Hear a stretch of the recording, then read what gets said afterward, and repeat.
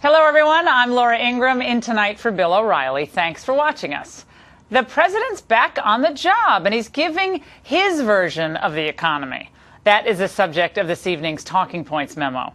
Barack Obama surprised everyone today by actually appearing in Washington.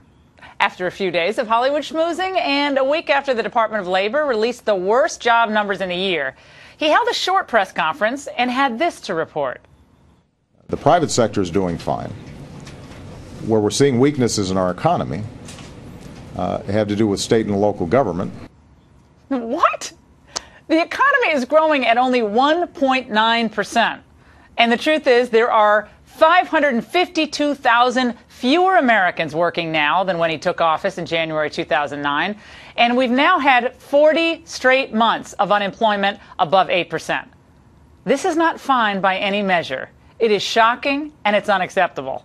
After Republicans jumped on his remarks, the president tried to clarify them later in the day, admitting that the economy is not doing fine, but maintaining that the private sector has seen momentum.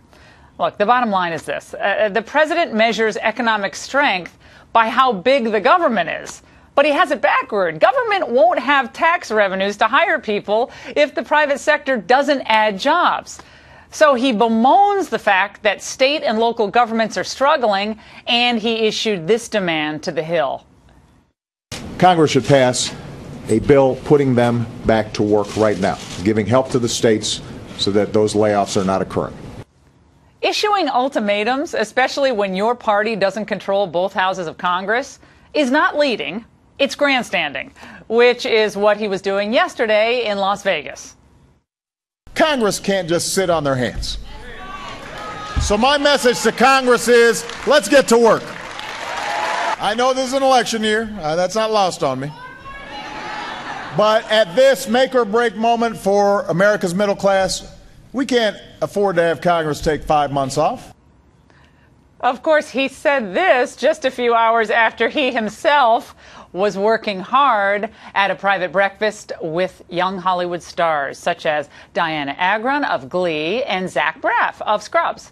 On Wednesday, he attended, of course, a star-studded celebrity fundraising bashes, both of them in San Francisco and a number in Beverly Hills.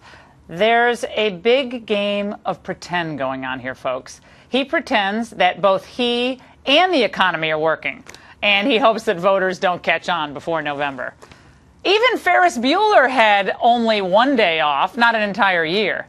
We need mature leaders in both parties to work together on critical issues.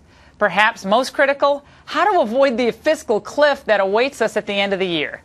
Tax-mageddon, here we come.